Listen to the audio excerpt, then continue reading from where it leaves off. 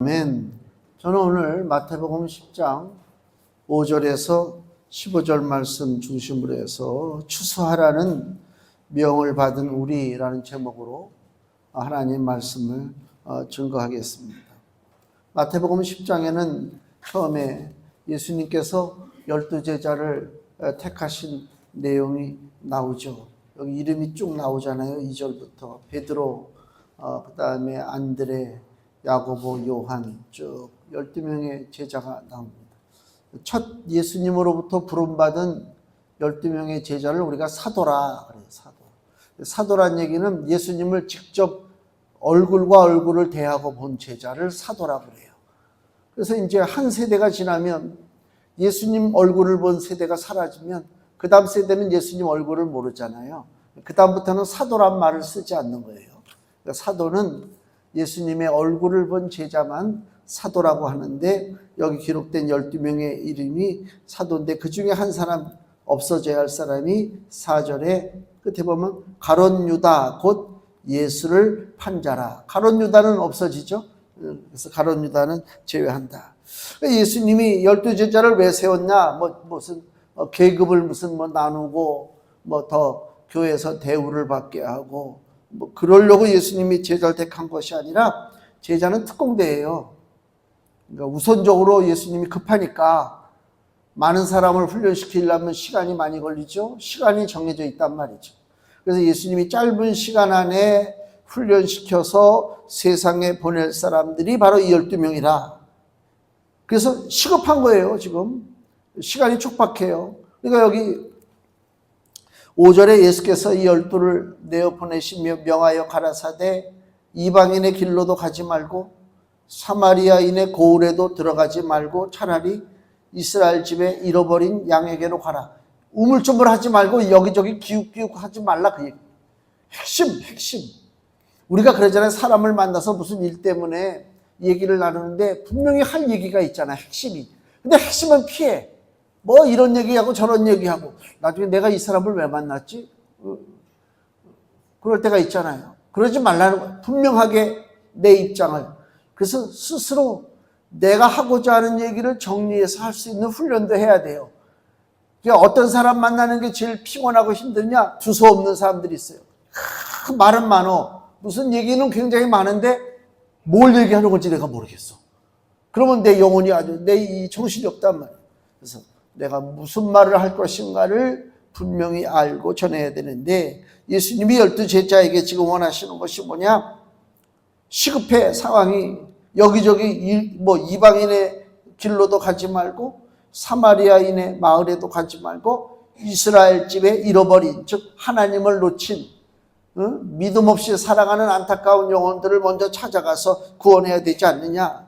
제자들은 지금 상황이 그렇게 시급한지를 몰라요.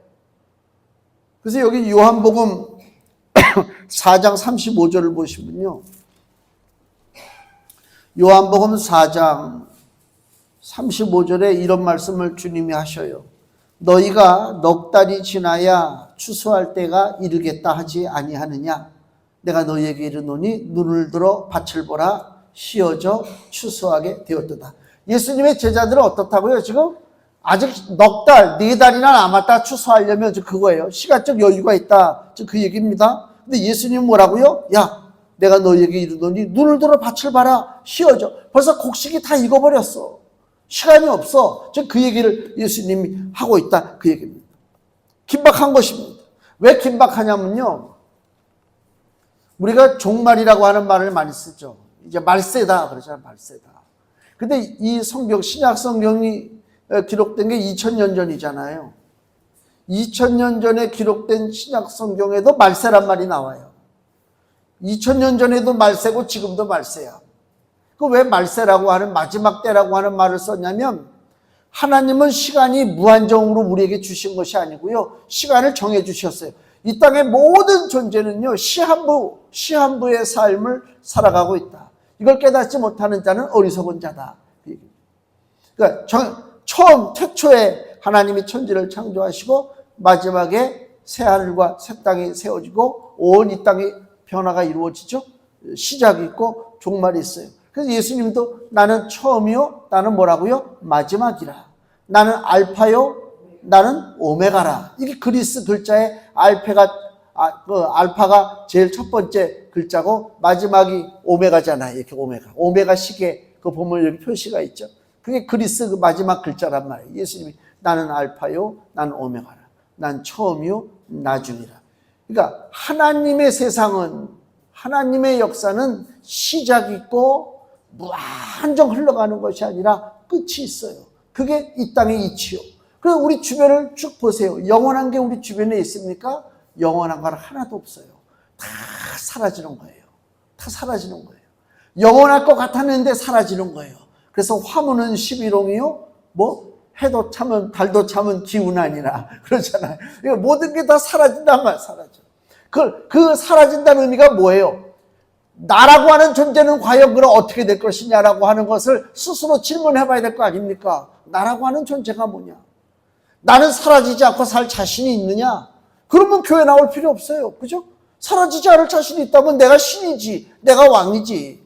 그러나 우리 인생은 다 사라지게 돼 있습니다. 예수님이 세상에 오셨어요. 그것은 무슨 얘기를 지금 하냐면 하나님의 아들 예수가 이 땅에 왔다는 것은 하나님이 정해놓으신 마지막에 들어섰다 그 얘기입니다. 시작이 있고 중간기가 있고 마지막기가 있는데, 그죠? 창세기부터 아브라함이 등장하잖아요. 그래서 하나님 나라를 이루고자 아브라함에게 하나님께서 너는 너의 본토 친척 아비집을 떠나 내가 너에게 지시하는 곳으로 가라. 그래서 아브라함이 자기 고향 땅을 떠나서 갈대아 우르를 떠나서 가나안으로 향하는 장면이 나오죠. 이게 시작이에요. 이때부터 아브라함을 통해서 뭐가 형성돼요? 이스라엘 민족이 형성이 되죠. 아브라함이 이삭을 낳고 이삭이 야곱을 낳아요. 야곱이 12아들을 낳고 야곱의 아들 중에 하나가 요셉이가 애굽으로다가 종으로다가 팔려가죠. 거기서 요셉이 애굽의 총리가 되고 가나안 땅에 흉년 들었을 때 자기 형제들을 불러들여요. 애굽으로. 그래서 애굽에서 강성해지죠. 430년 만에 그들이 다시 모세의 인도를 따라서 애굽에서 나오잖아요. 탈출하잖아요. 나올 때 모세가 끌고 나온 그 백성들을 가리켜 뭐라고요? 히브리 민족이다. 이스라엘 민족이다. 나라가 형성된 거예요. 알게 모르게. 우리가 나라를 세워야 되겠다. 우리 독립운동해야 되겠다. 안 그랬어요. 그냥 자연스럽게 흘러가다 보니까 나라가 세워졌네. 민족이 형성됐네. 이스라엘 민족이요. 근데 다른 이스라엘 민족이 세워질 때 다른 민족은요. 다 이미 왕이 있어요. 애굽에도 왕이죠. 바로 왕이 있잖아요. 다 왕이 있는데 이스라엘만 왕이 없어. 이상하다. 왜 이스라엘은 왕이 없을까? 왜 왕이 없어요? 하나님의 왕이시니까. 그러니까 이스라엘을 통해서 하나님이 하나님의 나라를 어떻게 세우시고 역사하시는가를 우리에게 보여주고 계시는 거예요. 그러니까 성경은 그냥 역사적 이야기가 아니요. 하나님의 계획을 우리에게 지금 보여주고 있는 거예요. 아브라함을 통해서 이스라엘 민족이 만들어지고 민족을 통해서 이스라엘이라고 하는 나라가 세워지고 그 이스라엘의 왕은 누구? 우리 하나님이 왕이시다. 다스리고 나가는 거예요. 근데 뭐예요? 인생은 여전히 죄를 짓고 하나님을 진노케 하고 우상 섬기고 하나님의 뜻 가운데 서지 못하고 귀신 쫓아가고 마귀한테 굴복하고 이렇게 살아가고 있단 말이에요. 그래서 하나님이 참다 못 참아서 일으킨 첫 번째 심판이 뭐라고요? 노아 홍수 심판이잖아요. 그럼 노아 홍수 심판이 있고 난 다음에 사람들이 깨달았느냐? 그래도 못 깨달아. 그럼 결과는 뭐예요? 하나님이 이제 물로 심판하지 아니하고 불로 심판한다고 했는데 똑같은 그 기준으로 심판하면 이 땅에 남아날 자가 없어. 그래서 하나님께서 계획하신 것이 뭐냐? 심판 가운데 살아남을 자를 만들어주시는 거예요. 노아 때는 노아의 8식구가 살아남았잖아요. 이제 마지막 우리 불심판 때에는 누가 살아남습니까? 하나님의 가족, 예수의 가족만 살아남는 거예요. 그게 누구라고요? 그리스도의 보혈로 구원받은 사람들만 살아남는다. 우리가 그러잖아요. 피를 나는 형제라. 피를 나는 형제라. 예수 그리스도에게 피를 나는 형제가 누굽니까? 바로 우리 성도들이 예수님의 피를 나는 그 형제란 말이에요. 우리가 구원받는 거예요. 우리가 구원받는다는 얘기는 반대적으로 얘기할 때 보니까 심판받는 사람이 있다 그 얘기예요. 내가 건져진다는 얘기는 건져지지 않고 빠져서 죽는 사람이 있다는 얘기인데 내가 구원받는다는 얘기는 이 땅에 뭐가 온다? 심판이 온다. 그러니까 우리는 자꾸만 너무 아니라는 생각으로 이 땅에 심판이 오니까 언제 무슨 큰 뭐가 있으려나 설마 하고 넘어가지만 이 지구에 돌아가는, 이 세상에 돌아가는 형국을 보면요, 점점 파국으로 치닫고 있는 것 같아요. 파국으로. 지구온난화, 지난번에 텔레비전에 그게 나오더라고요. 저기 남극인가 북극인가 빙하가 녹는다며요. 온도가 올라가서. 그 빙하가 다 녹으면 어떻게 되는 줄 아세요? 노아 홍수 나는 거예요. 근데 문제는 뭐냐? 빙하가 녹아서 노아의 홍수가 나기 전에 이 지구의 중심 핵에, 그죠? 이 지구의 중심 핵에 뭐가 들어있어요? 여가 불덩어리요. 그래서 일본 여행 가신 분들은 알지만 일본 온천이 많잖아요. 뽀글 막 이러잖아요. 그게 땅에서부터 태우는 거란 말이에요. 그죠? 열이. 그 뜨거운 열이 언제까지 그 안에 갇혀가지고 빠글빠글 하겠느냐. 이 열의 기운이 점점 지표면으로 올라올 때에 빙하가 녹고 기온이 바뀌어가지고 예전에는 저 밑에서나 오렌지를 키우고 바나나를 키웠는데 이제는 우리나라도 저 중부지방까지도 바나나도 키우고 망고도 키우고 온도가 바뀌죠. 그런가 보다. 그게 아니요. 지금 데펴지고 있는 거예요. 지금 이 땅이. 우리 냄비 속에 뜨거운 물에 들어가서 데펴져서 죽은 개구리 이야기가 있잖아요. 개구리를 이렇게 냄비 물에다 집어넣고 있으면 개구리가 안 나와. 지금은 괜찮아. 그리고 부를 때 그러면 냄비에 물이 살살 뜨뜻해지잖아요. 개구리가 안 튀어나오는데 뜨뜻해서 좋구나. 그러다가 아차 싶으면 이제 뜨거우면 나가야 될 거 아닙니까? 나간다라고 마음먹었을 때 이미 늦었다. 여긴 다 익어버렸거든. 그래서 우리 저온 화상이라고 있어요. 온천 갔을 때. 온천도 그렇고 전기 매트 깔고 잘 때도 그렇게 뜨겁지가 않아. 그냥 뜨뜻해. 그러니까 거기 그냥 누워서 자. 근데 뭐야? 화상이 걸려. 뜨겁지 않은데 저온인데도 불구하고 화상이 걸린단 말이에요. 이 지구가 똑같아요.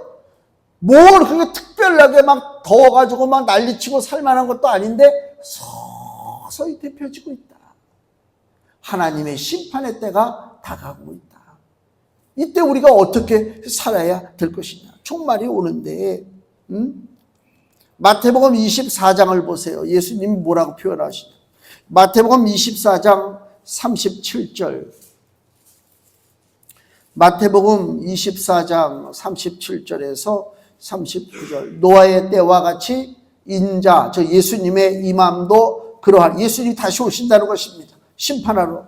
홍수 전에 노아가 방주에 들어가던 날까지 사람들이 먹고 마시고 장가들고 시집가고 있으면서 홍수가 나서 저희를 다 멸하기까지 깨닫지 못하였으니 인자의 임함도, 즉 심판주 되신 예수님이 다시 오시는 것도 깨닫지 못하는 것 이와 같으리라. 알지도 못한 상태에서 심판받는다, 그 얘기입니다. 근데 뭐라고요? 모두가 다 심판받는 게 아니고 그 중에 살아남을 자가 있어요. 구원의 백성이 있다니까. 이게 감사한 거예요. 예수님의 이름으로 구원받을 자가 있단 말이에요. 마태복음 24장을 보세요. 마태복음 24장 40절. 자, 마태복음 24장 40절에서 41절. 그때에 두 사람이, 그때가 어느 때예요? 예수님 오셔서 심판하실 때에 두 사람이 밭에 있음에 하나는 데려감을 당하고 하나는 버려둠을 당할 것이요. 이게 뭐예요? 한 사람은 구원받고 한 사람은 저주 심판받는단 말이에요.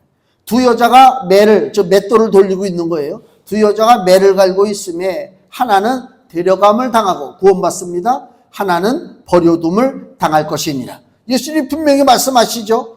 예수님 거짓말 하시는 분이 아니잖아요. 구원과 심판이 동시에 지금 이 땅에 이루어지고 있다, 그 얘기입니다. 이 땅에 이루어지고 있다. 구원받을 자녀가 이 땅에 존재해야 되는 것이 하나님의 사랑입니다. 하나님이 세상을 이처럼 사랑하사 독생자를 주셨으니 누구든지 저를 믿는 자는 멸망치 아니하게 하려 함이라. 그잖아요. 구원받기 위해서 예수님을 이 땅에 보내주셨어요. 그러면 구원의 기준은 간단하죠. 예수 그리스도예요. 요한복음 3장을 보세요. 구원받느냐 구원받지 못하느냐 기준이 뭐라고요? 예수님이요. 요한복음 3장 17절 하나님이 그 아들을 세상에 보내신 것은 세상을 심판하려 하심이 아니요 저로 말미암아 세상이 구원을 받게 하려 하심이라. 또 저를 믿는 자는 심판을 받지 아니하는 것이요 믿지 아니하는 자는 하나님의 독생자 즉 예수의 이름을 믿지 아니함으로 벌써 심판을 받은 것이니라. 예수님이 구원의 기준이요. 예수의 이름을 안 믿으면 지금 뭐 별 차이 없어. 내 옆 사람, 이 사람은 예수를 안 믿어. 근데 별 차이 없어. 좋은 시절 만나서 좋은 데 여행 다니고 좋은 음식도 먹고 많이 즐기고 살아. 그죠? 별 차이가 안 나는 것 같지? 근데 성경은 뭐라고요? 너는 이미 예수의 이름을 믿지 않았기 때문에 이미 심판받았다라고 확정 짓는 거예요. 집행이 유예만 됐을 뿐이야. 우리 집행유예가 있잖아요. 징역 3년 집행유예 그러면 3년 동안 집행을 안 해. 그러나 죄 져서 지금 벌 받는 거하고 똑같아. 조심해야 돼. 예수의 이름을 믿지 않는 자는 지금 당장 심판받아 거꾸로 넘어지지는 않지만 이미 선고가 내려졌다. 사망 선고가 내려졌다. 즉 그 얘기입니다. 그거예요. 예수님의 이름만이 구원을 받을 수가 있습니다. 며칠 전에 그 뉴스를 보니까 교황이 몸이 좀 안 좋아가지고 병원에 오래 입원했다가 이번에 퇴원했다고 그랬죠. 근데 그 교황에 대한 스토리가 교황이 이렇게 인자하고 사랑이 많고 뭐 이런 걸 보여주려고 언론에서 하는 얘기가 뭐냐면 어떤 아이가 교황한테 와서 질문을 했대요. 남자아이가. 우리 아버지가 죽었는데 착한 일을 너무 많이 했습니다. 우리 아버지는 착한 아버지예요. 우리들에게도 너무 잘해주고 참 착해요. 근데 문제는 예수님은 안 믿었어요. 그리고 죽었어요. 교황한테 물어보는 거예요. 얘가 우리 아버지는 천국에 갔을까요? 묻는 거예요. 이거 힘드는 얘기입니다. 참 그렇잖아요. 그 꼬맹이한테 너희 아버지 지옥 갔어. 그거 얘기할 수도 없잖아. 교황이 뭐라고 얘기하냐면 그게 아마 천주교의 교리인지 모르지만 비록 네 아버지가 예수님을 안 믿었어도 그렇게 너 같은 착한 아이를 낳고 교육을 잘 시키고 선한 일을 했으니까 하나님이 거기에 합당한 상을 주지 않았겠느냐. 그래서 아이가 너무 감사해서 울었다. 교황이 그렇게 마음이 넓다. 그런 얘기를 들었어요. 저거 보면서 야, 이게 사단 역사구나. 만약에 착한 일을 하고 아이를 잘 키우고 남에게 봉사를 하고 이웃을 사랑하고 그랬어요. 근데 예수님을 안 믿었어요.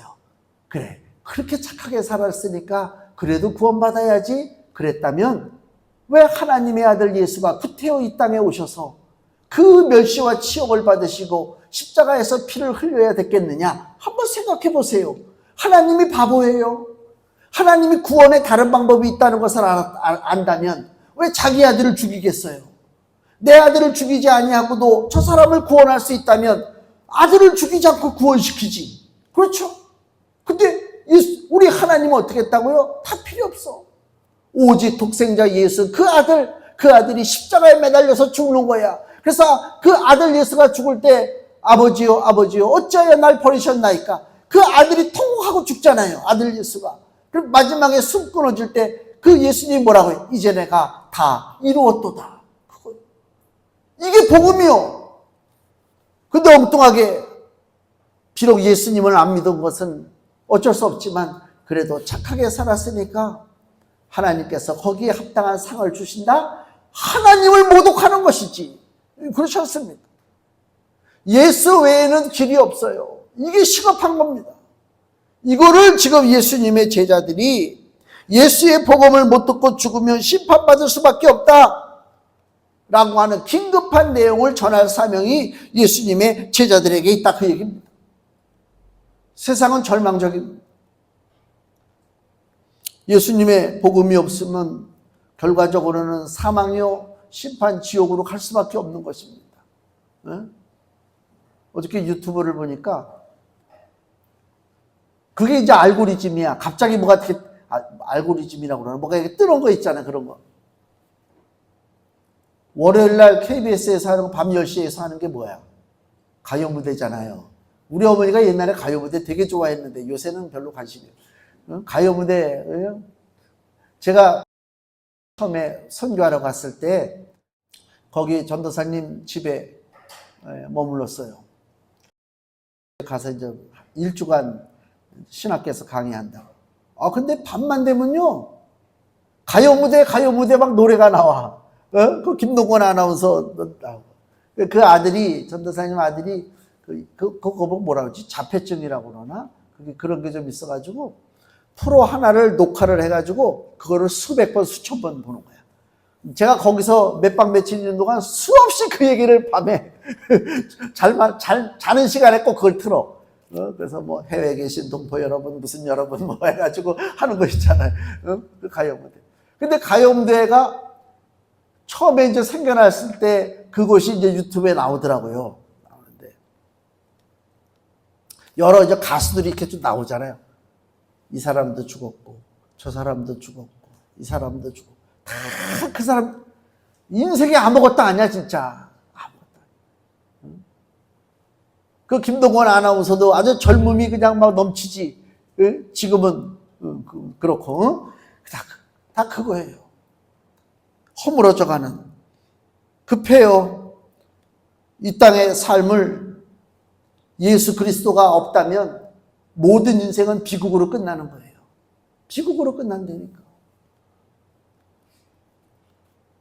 얼마 전에, 며칠 전에 그 가수가 돌아갔잖아요. 송대관. 근데 그 장례식장 나오는 거 보니까 여기 십자가가 이렇게 그려져 있고, 그거 보니까 내가 마음이 너무 좋더라고.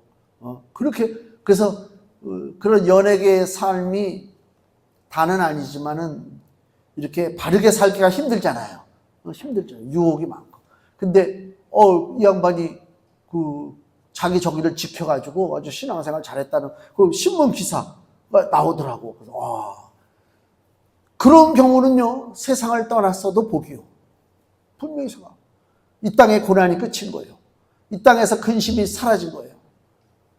또 다른 축복의 나라로 들어간 것입니다.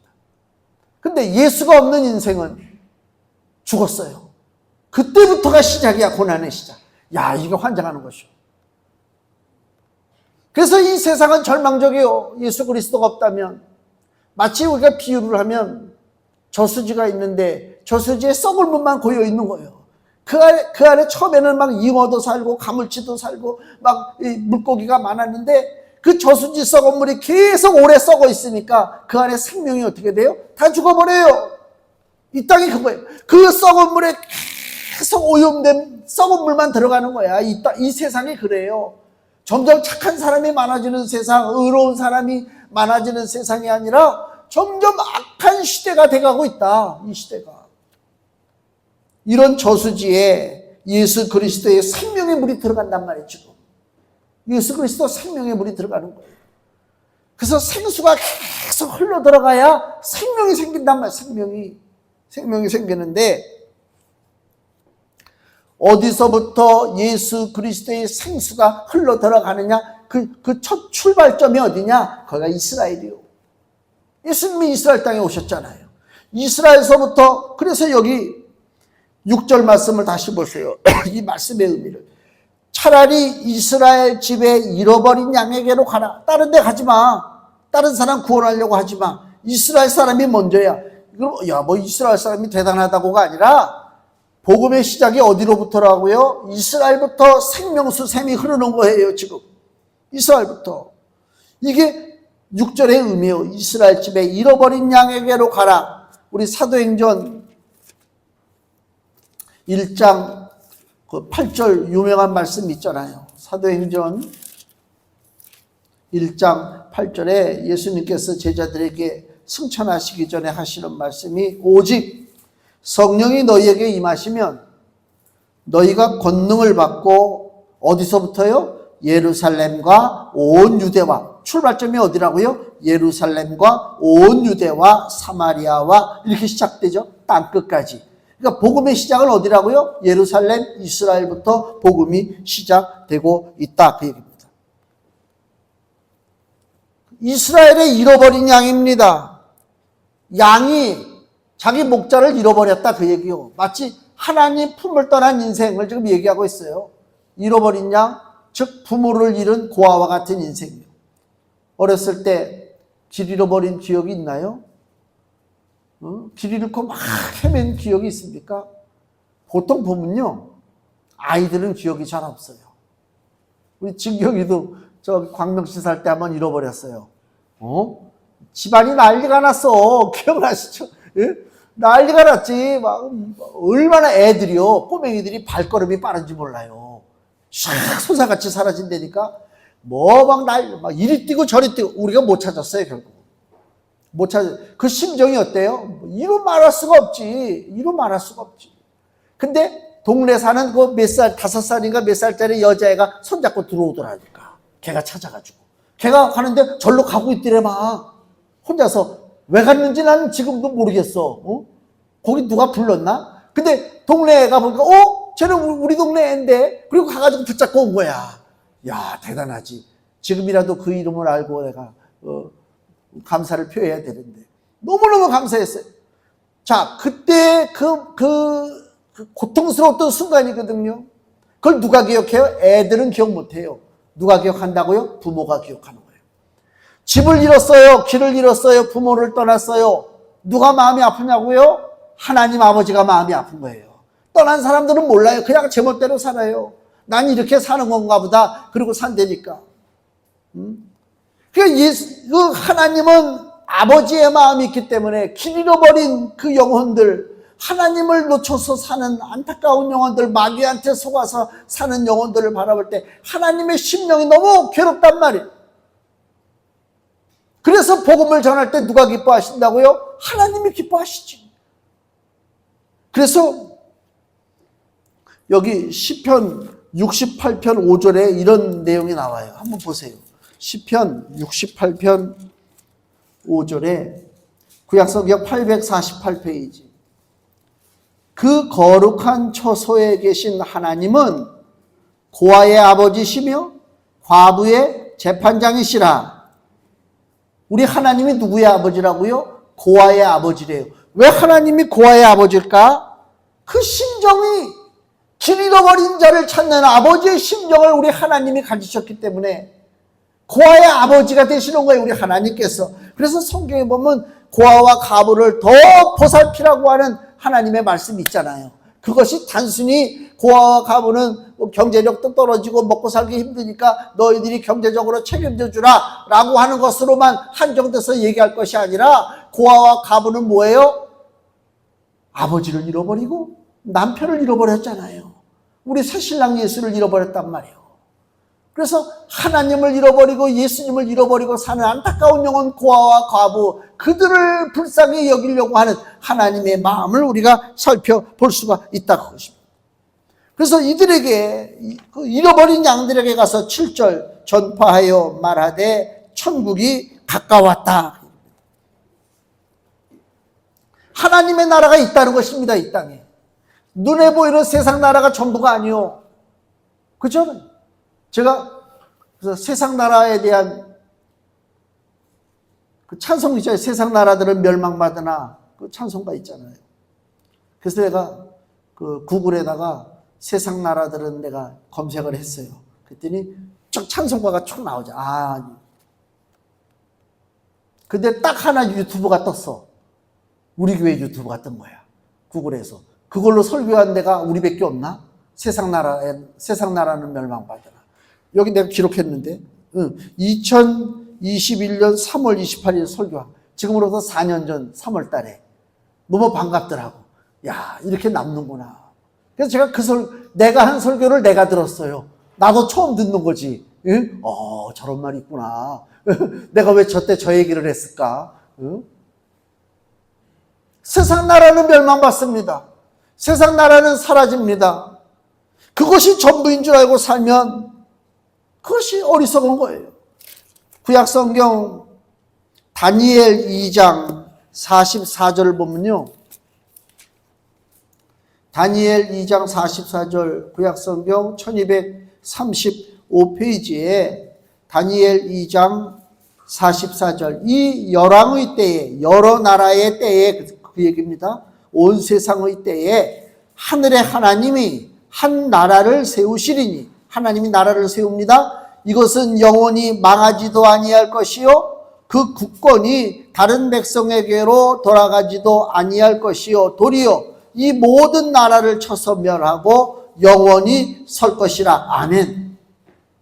느부갓네살 왕이 꿈을 꿨는데 꿈에 큰 신상이 보여요.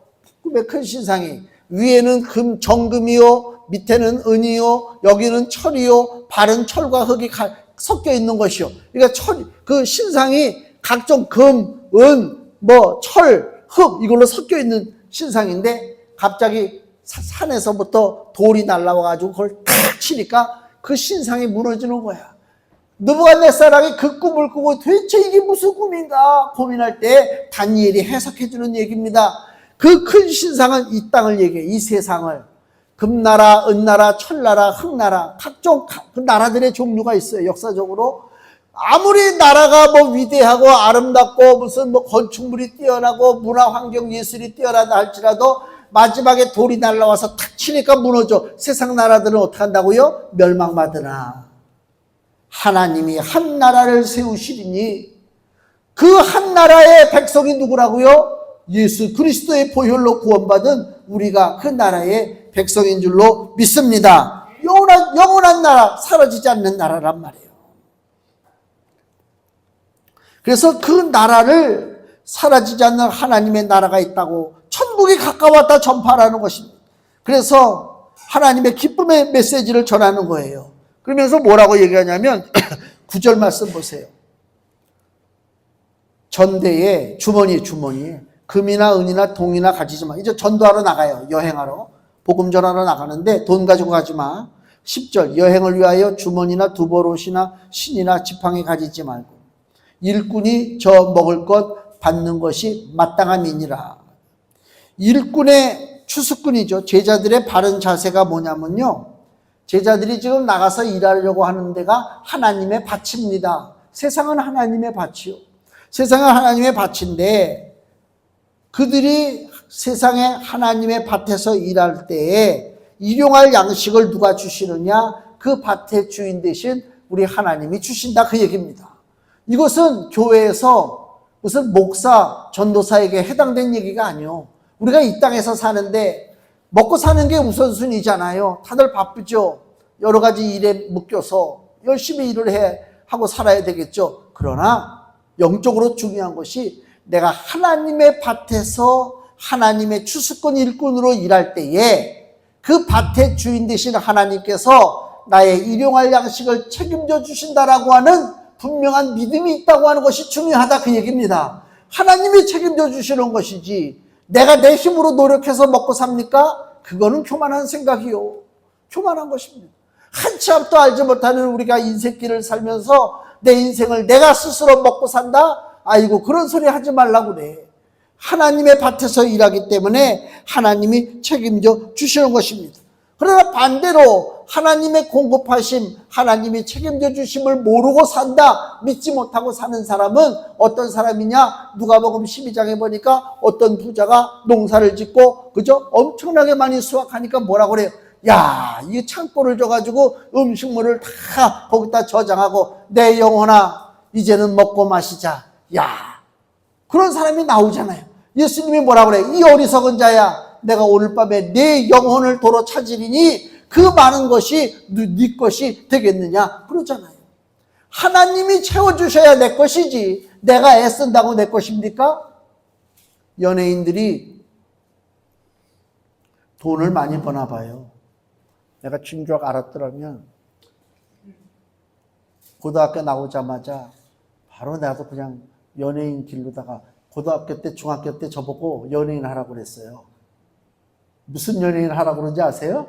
개그맨 하라고 그랬어요. 야, 얘네들이 나를 되게 개그맨을 하라고 그래. 그땐 개그맨이 아니고 코미디언이라고 그랬지. 내가 뭐 앞에 나가서 웃긴 건 아닌데 지금 연예인들 딱 보면 뭐 나도 나가도 되지 않았을까 그런 생각이 가끔 들 때도 있긴 좀 있어요. 이게 분수 떠는 건지 모르지만 연예인들이 돈을 많이 벌어요. 내가 그걸 어떻게 알았냐면 세금 밀린 사람들, 세금 이렇게 안 내고 버티다가 세금을 두드러 맞았잖아요. 우리 말로다, 속된 말로. 근데요, 누구는 10매덕, 누구는 40억, 누구는 50억 이래 세금 내는 게. 아니, 세금을 50억을 내면 수입이 얼마란 얘기야 도대체. 대단하죠? 내가 뭘 생각한 줄 아세요? 하나님께 부여치 아니하고 자기 인생을 내 힘으로 저축하고 내 힘으로 끌어모아서 내 힘으로 산다라고 생각하는 사람들, 하나님이 뭐라고요? 이 어리석은 자야, 내가 오늘 밤에 도로 찾으리라. 그렇게 살면 안 되잖아요, 우리는. 그래서 여기 10절, 일꾼이 저 먹을 것 받는 것이 마땅하다. 하나님은 좋은 주인입니다. 하나님 밭에서 일하는 일꾼을 책임지십니다. 세상은 악한 주인이 넘쳐나잖아요. 그래서 세상의 갈등이 뭐예요? 주인과 일꾼의 갈등이잖아요. 난 열심히 일했는데 왜 대가만큼 나에게 안 주느냐? 그러니까 파업하고 노조 활동하고 그렇지 않습니까? 근데 하나님은 어떻게 한다고요? 우리가 일하는 것 이상으로 하나님이 주신다니까요. 에베소서 3장 20절 말씀. 신약성경 313페이지. 신약성경 313페이지. 에베소서 3장 20절. 우리 가운데서 역사하시는 능력대로 우리의 온갖 구하는 것이나 생각하는 것에 더 넘치도록 능히 하실 이에게. 하나님 어떻다고요? 우리가 구하는 것이나 생각하는, 나 이 정도 받으면 좋겠는데 라고 생각하고 있지만 그것보다 더 넘치도록 주신다. 우리 하나님은 좋은 주인이 되신다, 그 얘기입니다. 그렇기 때문에 오늘 제가 말씀드리려고 하는 것이 뭐냐? 우리는 지금 추수하라는 명을 받았다, 그 얘기입니다. 하나님의 밭에서 일하라는 것입니다. 그렇다고 해서 다니던 직장 그만두고 하루 종일 전도하고 돌아다, 그런 얘기가 아니에요. 그런 극단주의가 아니라 우리 삶 속에 복음을 전하려고 하는 그 마음, 의욕, 열정이 있다면 하나님이 그 복음에 합당한, 복음 전하기에 합당한 전도 대상자를 나에게 붙여주실 줄로 믿습니다. 하나님 막연하게 우리를 보내지 않습니다. 하나님 밭에서 일하는 일꾼입니다. 어둠을 몰아내는 것입니다. 하나님 나라를 세우는 것입니다. 누가 싫어하겠어요? 마귀가 싫어하지. 금주 말씀 보세요. 요한계시록 12장 11절 말씀 같이 읽습니다. 또 여러 형제가 어린 양의 피와 자기의 증거하는 말을 인하여 저를 이기었으니 그들은 죽기까지 자기 생명을 아끼지 아니하였도다. 아멘. 이거 보세요. 여러 형제가, 바로 우리 성도들입니다. 여러 형제가 어린 양의 피, 예수님의 피와 자기의 증거하는 말, 이게 뭐예요? 예수님의 복음입니다. 예수님의 복음, 예수님의 보혈과 예수님의 복음으로 인해서 저를 이겼대요. 저가 누굽니까? 마귀요, 마귀. 우리는 마귀와 싸워서 이길 만한 능력이 있습니다. 예수의 보혈로 구원받고 그리스도의 복음을 우리가 알고 있습니다. 그 복음의 말씀을 증거할 때에 사단의 세력이 깨트려질 줄로 믿습니다. 우리가 사단 무서워서 도망다니고 눈치 보고 그렇게 어리석게 사는 인생이 아니다. 예수님이 뭐라고 그랬어요? 예수님의 제자들이 돌아와서 보고하니까, 그래, 내가 너희들이 싸워서 승리한 거 안다. 너희들이 나가서 싸울 때 사단이 하늘에서 번개같이 떨어지는 것을 내가 보았다. 예수님 그러시잖아요. 그리스도의 보혈과 복음의 말씀을 가지고 나갈 때에 사단의 세력은 쫓겨납니다. 그래서 우리는 더 기쁨으로 이 땅에서 하나님의 은혜와 평강을 누리며 살아갈 수 있습니다. 추수꾼의 사명을 우리가 받았습니다. 세상을 향해서 긴급하게 외쳐야 됩니다. 시간이 없습니다. 복음을 듣고 구원받아야 할 사람이 복음을 듣지 못하고 예기치 않게 세상을 먼저 떠난다면 이건 돌이킬 수가 없는 거잖아요. 너무 안타깝잖아요. 그렇기 때문에 우리의 사명이 큽니다. 주님의 마음을 기쁘시게 해드리기 위해서 우리가 하나님의 추수하는 밭의 일꾼이 돼야 되고, 또 하나님이 일용할 것을 공급해 주시는 것을 믿기 때문에 하나님의 밭에서 일하는 일꾼이 돼야 될 줄로 믿습니다. 한 영혼이 천하보다 귀하다고 그랬어요. 우리 하나님의 말씀입니다. 그 귀한 영혼, 정말 하나님과 내가 똑같은 생각인가 우리가 스스로 물어보고, 그 귀한 영혼을 위해서 나에게 주어진 시간에 예수님의 복음을 전할 수 있는 하나님의 귀한 추수꾼이 되시기를 예수님의 이름으로 축원을 드립니다. 기도하겠습니다.